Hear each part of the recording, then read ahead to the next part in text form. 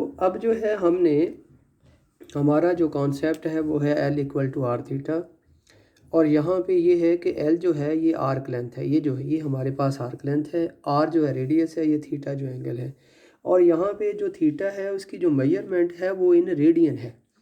तो L equal to arc length है, R radius है, थीटा एंगल है, और ये इसकी मेजरमेंट यहाँ पे रेडियन में हमने यूज़ करनी है।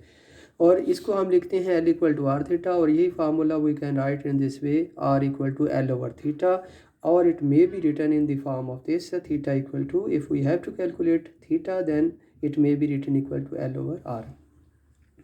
तो इसमें जब भी आपने इस तरह के प्रॉब्लम को हल करना है तो आपने दो तीन बातों का ख्याल रखना है। नंबर वन ये है कि जब भी आपने एंगल को यूज़ करना है तो that should be in the radian. तो अगर वो डिग्री में है तो पहले आप क्या करेंगे कि उसको रेडियन में कन्वर्ट करेंगे। और दूसरा ये है कि अगर L और R गिवन है या उसमें से कोई गिवन है तो आपने ये भी देखना है कि क्या उनका यूनिट सेम है। अगर सेम यूनिट होगा तो फिर वो फार्मूला अप्लाई करके आप थीटा फाइंड करेंगे। और अगर आपने जो देखा कि वो L और R दोनों वैल्यू गिवन है लेकिन उनकी वो सेम यूनिट में नहीं है तो पहले आपने उनको दोनों को सेम यूनिट में कन्वर्ट करना है। अब ये जो है क्वेश्चन है हमारा कि थीटा हमें गिवन है, ये 65 डिग्री है और 20 मिनट है, और हमें रेडियस भी गिवन है, और हमने यहाँ पे जो आर्क लेंथ वो फाइंड करनी है। तो यहाँ पे हमारा प्रॉब्लम ये है कि we have to calculate the. अब यहाँ पे ये आपको एक रिलेशन भी याद रखना है कि 1 डिग्री 60 मिनट के होता है और 1 मिनट 60 सेकंड के। तो पहले जो है 65 डिग्री हो गया, और इसको 20 मिनट को हमने जब कन्वर्ट किया डिग्री में तो 60 से हमने डिवाइड कर दिया। और आप ये जानते हैं कि अगर हम छोटे से बड़े यूनिट में जाते हैं तो आप क्या करते हैं, डिवाइड करते हैं, और अगर बड़े से छोटे यूनिट में जाते हैं तो आप क्या करते हैं, मल्टीप्लाई करते हैं।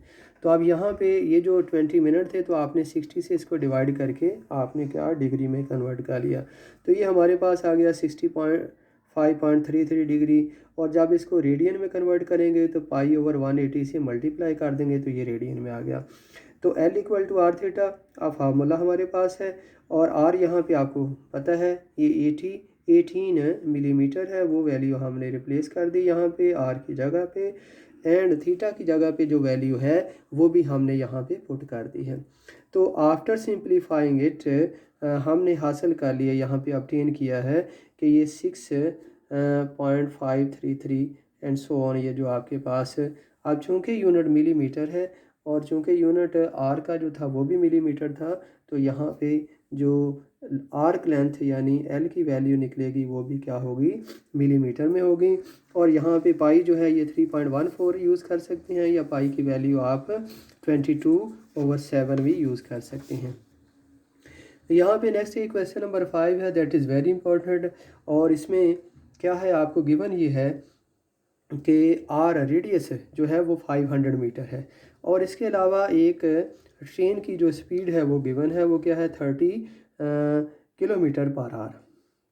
तो अब सबसे पहले तो है कि मीटर पर सेकंड में कन्वर्ट या स्पीड गिवन है, तो आपने क्या करना, हमें डिस्टेंस फाइंड करना है, और वो जो डिस्टेंस होगा वो किसके इक्वल होगा, वो आर्क लेंथ के इक्वल होगा। तो थीटा असल में हमने फाइंड करना है। तो अब ये जो है स्पीड है, इसको जब हमने मिनट में वो जो है सेकंड पर सेकंड मीटर पर सेकंड में कन्वर्ट किया तो यू नो दैट के 30 किलोमीटर है। जब इसके मीटर बनाएंगे तो 30 को 1000 से मल्टीप्लाई कर दिया, और 1 आवर जो है इसको हम जो है कैसे है कि ये 60 मिनट इंटू फिर 60 सेकंड, तो ये 3600 जो है ना वो सेकंड मान जाएगा। तो जब इसको सिंप्लीफाई करेंगे ये 2 0 कैंसिल हो गए, इसके बाद ये आ गया 100/12 आ गया, और तो ये आ गया 25/3 मीटर पर सेकंड। इसका मतलब क्या है, ये इंपॉर्टेंट सोचने वाली बात, इसका मतलब ये है कि एक जो ट्रेन है उसकी स्पीड 1 सेकंड में वो कितनी है, 25/3 मीटर है। तो हमने क्या, हमें ये गिवन है कि 10 सेकंड में। तो अब आपको ये भी फार्मूला पता है कि स्पीड जो होती है वो डिस्टेंस ओवर टाइम होता है, और अगर आपने डिस्टेंस कैलकुलेट करना है तो वो क्या होता है, स्पीड इनटू टाइम होता है।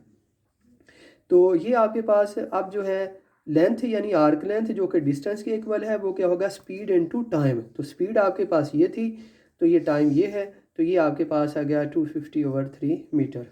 अब ये देखें इसका यूनिट क्या है, मीटर है। यहाँ पे क्या था, मीटर। यहाँ पे स्पीड थी, यहाँ पे क्या, अब आर्क लेंथ निकल आई है। अब theta equal to L over R, ये वैल्यू यहाँ पे पुट करने के बाद आपने क्या किया है, ऑब्टेन कर लिया है कि 1/6 रेडियन।